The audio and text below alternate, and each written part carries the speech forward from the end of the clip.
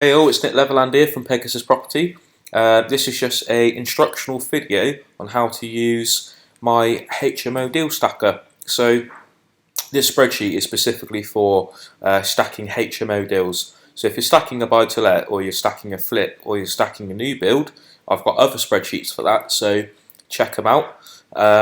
So without further ado, this spreadsheet, the whole point of this spreadsheet is to allow you to stack a deal quickly, efficiently and accurately.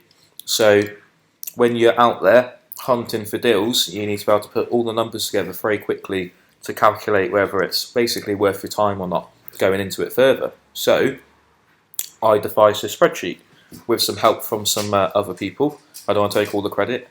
So I'm just going to explain how to use the spreadsheet just in case you're basically, if you've downloaded the spreadsheet and you're looking at it and it's making your eyes go funny and you just don't know where to begin, watch this video, this will explain it all. So let's crack on. So starting off, you put in the purchase price. So let's assume that you've been offered this deal by a sourcer, or you've seen something on Rightmove or whatever. Put in your purchase price, bang, starts you off. You might be paying a finder's fee or a sourcing fee, so you just stick that in there. That sorts that out for you. Legal costs, so probably paying for a solicitor when you're buying this property. You're going to have conveyancing costs, searches, etc, etc. That's normally between £1 and £2 grand, depending on where you live in the UK. Bridging finance, so if you're buying this with a bridge, you need to calculate how much loan to value of the purchase price you're going to be borrowing. You need to work out what the interest is going to cost you over the duration of the loan, and then stick that in there. So you've got to do that manually. Stamp duty, so it says there, calculate yourself. So basically, if you go to the stamp duty calculator website, which is stampdutycalculator.org.uk, you stick in the purchase price, which in this case was 125,000. Calculate, so £3,750. So £3,750. Done. So that goes in there. HMO licence fee, depending again where you are in the country. Where I am in Stoke-on-Trent, the HMO licence costs £550 for 5 years. So that goes in there.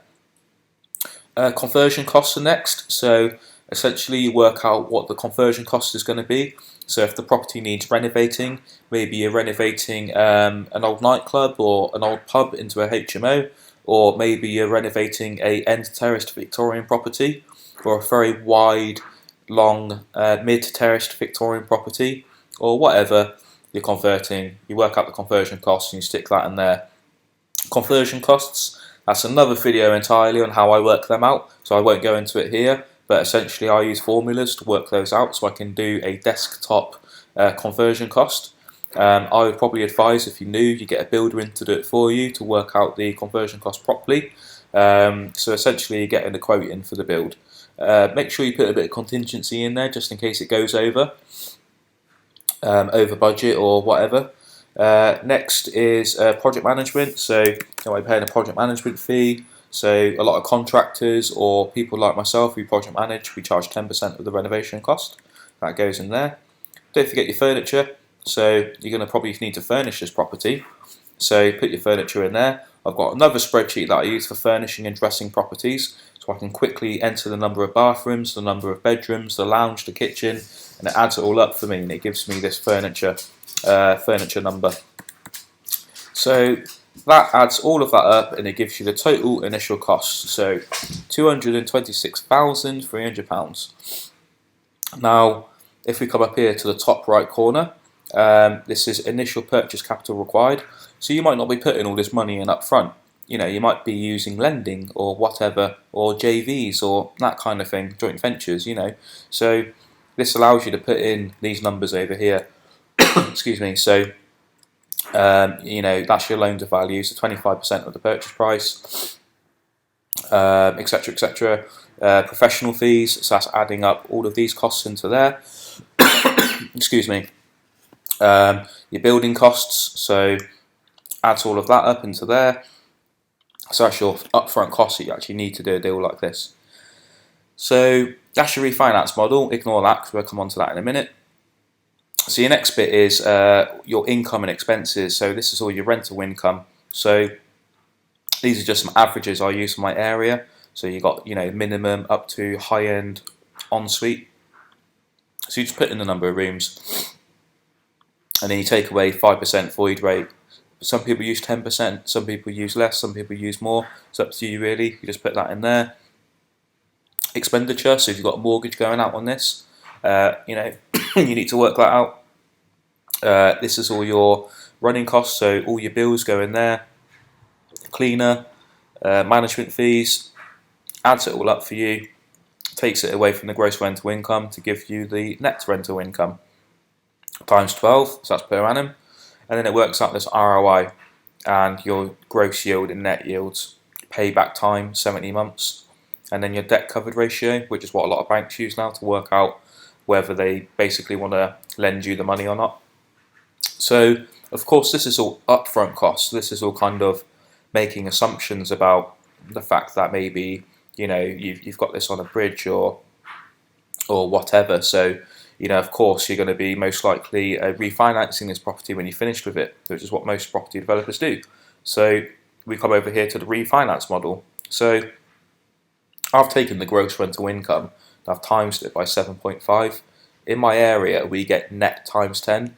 So if you take the gross rental income minus 25% and times it by 10, that will give you the approximate GDV, gross development value of the property. I just times 7.5 by the gross, because 7.5 times gross is the same as 10 times the net. Believe it or not, it's the same calculation, but it's quicker to do it this way. So when you refinance, you're going to have a new mortgage on it, so 75% loan to value, let's say, on the new value. Tells you how much money you've left tied up in this deal. So you've got £24,550 of your money tied up in this deal at the end of it, which is not bad. Most people want to get all their money out, but in my opinion, unless you're spending, £350,000 plus, you're probably not going to get all your money out of a HMO deal. Tells you how much capital you release, and then it works out your new mortgage payments. So, obviously you're borrowing more now, so 5%, £840 a month. That's interest only. And then that's obviously going to calculate your new net income because of the new mortgage, which is obviously times by 12 to work out per annum, and that tells you your ROI. So you can see your yields have gone way down compared to how they were down here. Reason is that if you're getting a lot of your money back out and you're leaving very little money tied up in the deal, your ROI is going to be a lot higher, but your yields are going to drop. So the yield when you get all your money out of a deal, or you've got very little money tied up, the yield becomes kind of irrelevant in my opinion. That's why I don't really like using yields. I like to look at ROIs only, because yields can be misleading. Lots of people calculate them differently based on different things. I've never really met anyone who has calculated a yield properly, because there's so many factors involved. Every single deal is kind of different as well, so it's all very generic. This is payback time and debt covered ratio again at the bottom. So the whole point in this spreadsheet is allow you to assess a deal and quickly stack it, and it might remind you of a few costs that you might have forgot to include, like a HMO license fee, for example, or the legal costs. You might just miss these little calculations out, in which case this will just remind you to put them in, so it gives you a more accurate cost of what your profit's probably going to look like. Try not to polish your numbers too much.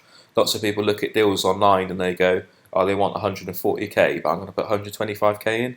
Are they going to accept 125k offer on 140k? Probably not. So you're probably best off putting in the full asking price, because that's the worst case scenario. It's probably going to go for the full asking price. If it's going for more than the asking price, you probably don't want it. So it's probably not going to be a good investment. Renovation costs, again, you want to include contingency in there. You want to err on the side of caution. Rental wise, you might think, well, I can get 495 in my area, but let's just assume that in 6 months' time, that's not the case, because it's taking you 6 months to buy it and renovate it. So you want to put a lesser rental income in. Basically, just be very cautious. on your bills as well. £100 for heating, £100 for electricity on a 7-bed HMO. That's probably quite high, but like to be cautious again.